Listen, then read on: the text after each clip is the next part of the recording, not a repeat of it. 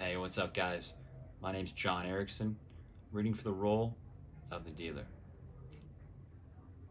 Man, how you been? I've been good, man. Just working a lot. Yeah, say less. You must have needed a mental vacation. So there was the badass train I just got in. A fucking classic. You ever heard of the Golden Teacher? Nah. The Golden Teacher is the daddy of shrooms. These shits been around since the 80s, bro. They're a spiritual teacher. What do you mean? How can I explain it? The short version is that they make you face your bullshit. Wake up your third eye and all that.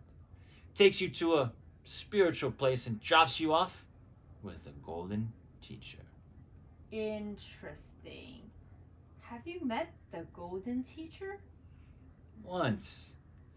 But it was on a DMT trip. She was tall.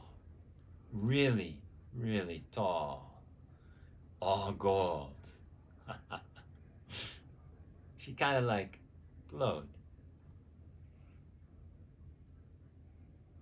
Anyway, it's been real, my friend.